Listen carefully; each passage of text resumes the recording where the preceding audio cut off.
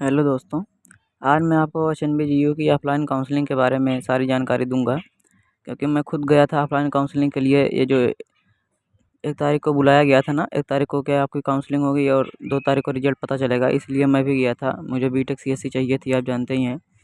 तो ये क्राइटेरिया जो आप देख रहे हैं, ये इसमें जो है प्रत्येक ब्रांच की कैटेगरी वाइज़ ये कट ऑफ है, मतलब यूनिवर्सिटी वालों ने खुद जारी की थी।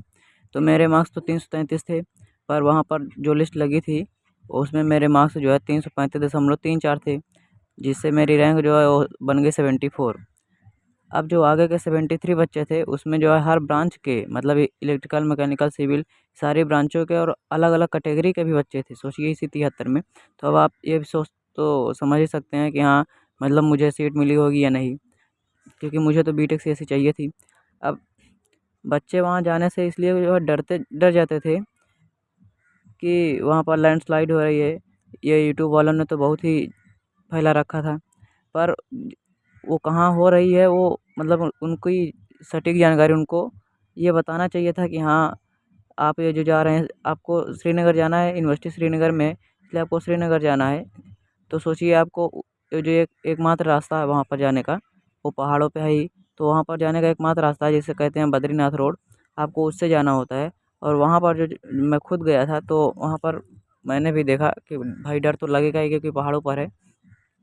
इतने बड़े-बड़े पहाड़ हैं कि मतलब आपको देखकर ही डर लगने लगे। पर हाँ, अगर आप इच्छुक हैं पहाड़ों पे चलने के, तो आप जाइए। लेकिन यहाँ पर देखिए, मैं एडमिशन की बात कर रहा हूँ।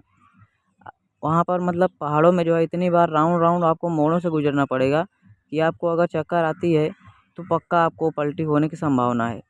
अगर आपको ऊँचाई से भी डर लगता है, तब तो फिर बिल्कुल ही मतलब आपके लिए ना जाना ही ठीक होगा, क्यों वहाँ पर इतनी ऊँचाई पर बसें चलती हैं, क्योंकि केवल बस और बाइक और वहाँ पर कार ही चलती हैं और कोई साधन नहीं है।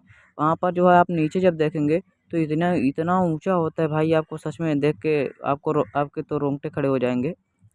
तो मैं ये नहीं कह रहा हूँ कि वहाँ पर लैंडस्लाइड नहीं होती है, होती है, लेकिन जब बरसात होती है तो, क्योंकि जब बरसात होती है तो उसमें जो और उसमें जो है पानी वो रिस जाता है पत्थरों में, जिससे उनके बीच जो है वो बाँध जो है वो कमज़ोर पड़ जाता है, जिससे पत्थर जो है वो सीधे वहाँ वहाँ से खिसक कर सीधे रोड पे गिरते आते हैं। वही आपको दिखाया जाता है कि हाँ, ये देखिए लैंडस्लाइड हो रहा है। अब हो सकता है, लेकिन हाँ, आप बरसात के समय में मत जाइए, क्योंकि बरसात के समय में तो वहाँ पर लैंडस्लाइड होती है।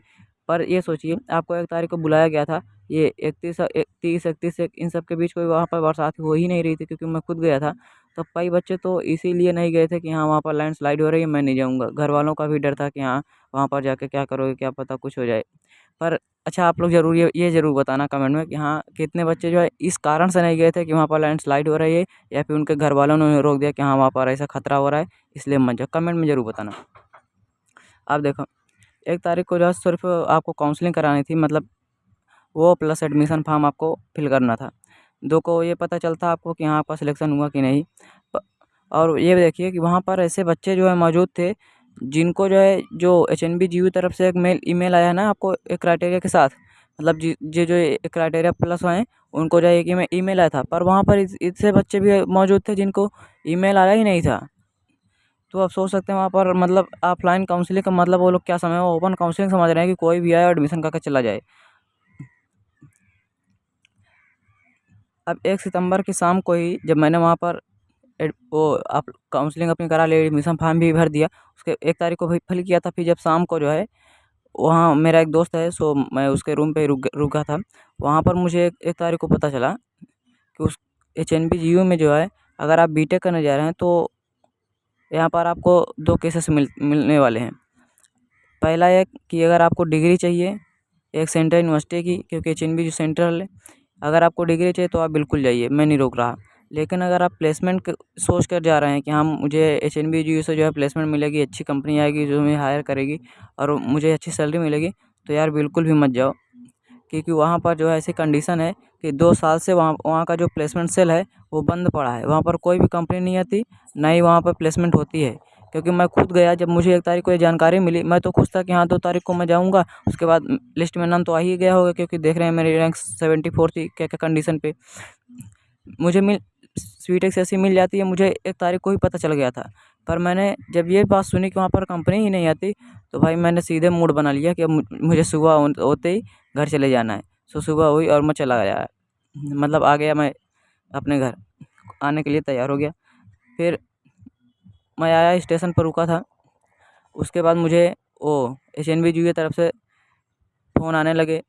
2 फ़ोन आए, पर मैंने यार किसी कोई भी मतलब कॉल रिसीव नहीं की, क्योंकि मुझे तो एडमिशन ही नहीं लेना था। क्या करता मैं वही फ़ोन पे, वो लोग बताते हैं कि हाँ आओ आनंद तुम्हारा हो गया ये सब, पर मुझे जाना ही नहीं था, इसलिए मैंने रिसीव नहीं किया। मैं आप देखिए यहाँ पर सीयूईटी के समय आपको एक अल्टरनेट नंबर दिया गया होगा ना, मतलब फिल करने के लिए। मुझे उस अल्टरनेट नंबर पे भी 2 बार कॉल आए, पर मैंने उसे भी नहीं रिसीव किया, क्योंकि मुझे तो लेना ही नहीं था यार, क्योंकि वहाँ पर कंपनी नहीं आती और मैं बीटेक करना चाह रहा था कि ताकि प्लेसमेंट मुझे मिले, अच्छी कंपनी हायर करे। पर वहाँ पर अच्छी की बात छोड़िए, वहाँ पर कोई कंपनी ही नहीं आती। इसलिए यार मैं सीधे-सीधे एचएनबीयू को छोड़ के अपने घर चला आया। पर अगर आप सोच रहे हो कि हाँ मुझे डिग्री चाहिए भाई, तो मैं नहीं रोकूँगा। आप बिल्कुल जाइए, पर प्लेसमेंट के मामले में आप ना ही जाइए तभी ठीक है।